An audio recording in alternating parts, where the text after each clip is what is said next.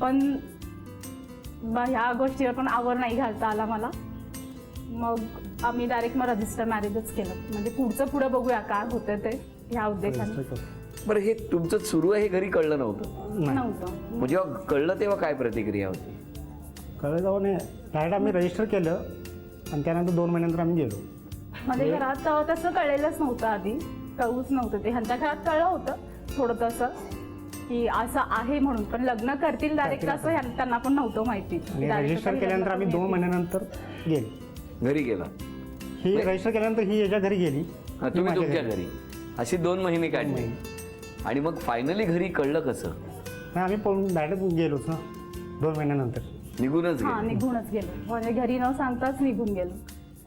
काय 12 वर्षापूर्वी परिस्थिती झाली असेल. आता मला घाम फुटायला लागलाय तो दिवस आठवून. म्हणजे आज दोन्ही घरांनी स्वीकारलंय, सगळं छान आहे. पण मग 5 वर्षानंतर असा काय दिवस आला की ज्याच्यामुळे सगळे तुम्ही एकत्र आले? ॲक्च्युली माझ्या बहिणीचं लग्न माझ्यानंतर झालं. एक वर्षाने तिचं लग्न झालं. मग त्यांच्या घरचे जे आहेत ना, त्यांनी म्हणजे लगेचच तिचं लग्न झाल्या मला भेटायला आणलं होतं आमच्या भाऊजींनी तिला.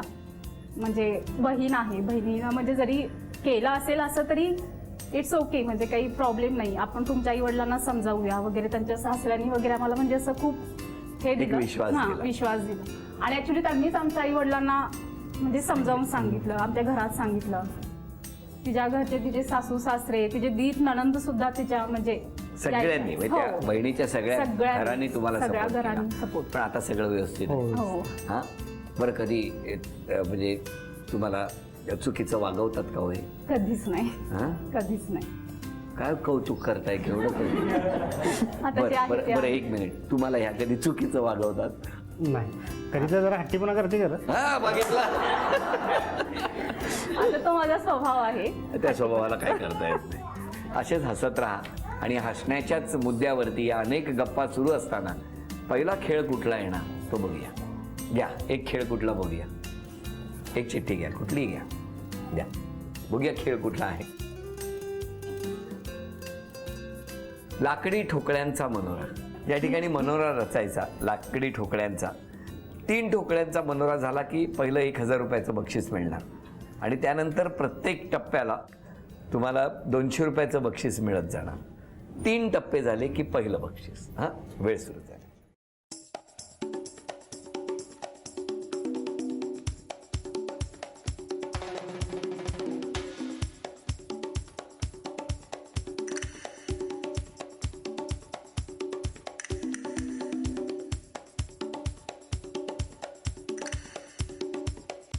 $1000 रुपयाचं बक्षीस मिळालं अभिनव.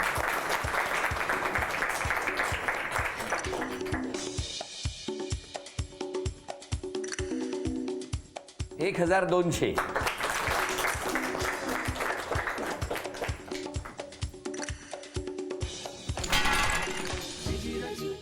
$1200 रुपयाचं बक्षीस तुम्हाला मिळालं.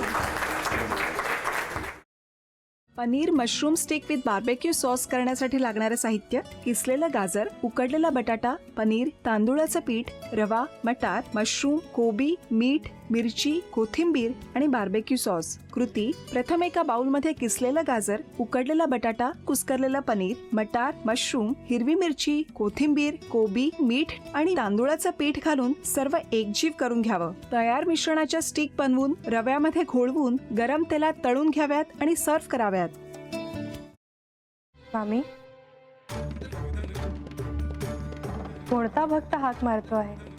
ध्यानात इतके मग्न आहात. बाणाईला भेट घ्यायची आहे देवी. वाटलंच मला. ही अस्वस्थ असणं स्वाभाविकच आहे. तिच्या दृष्टीने हे सारंच गोंधळून टाकणार आहे. अशा वेळी तिला तुम्हाला किंवा मला भेटावं असं वाटणं हे स्वाभाविक आहे. नमस्ते अंकल जी. वो हमें आपसे कशा करता आलास तू इथे? विकीची चाळी करायला? काय समजतो काय स्वतःला तू? अरे आजारपणात माझा जीव वाचवला म्हणून घरातल्या पोरीबाळींवर. अरे कुठून येता तुम्ही? नाही ते उद्योग धंदे करता इथं. खपवून घेणार नाही मी सांगतो तुला. मी फार वाईट माणूस आहे, लक्षात ठेव. पोलिसात देणार होतो तुला. केवळ विखे आडवा आला म्हणून लक्षात ठेवलं, ते इथून दिंड काढणार होतो तुझी मी. मामा, आता आपण काहीच करू शकत नाही.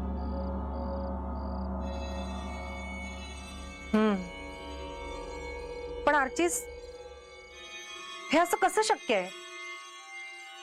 आपण तर सगळे आवाज रेकॉर्ड केले होते ना, राईट? हो.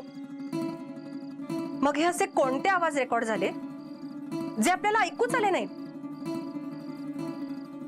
I mean, how can it be possible?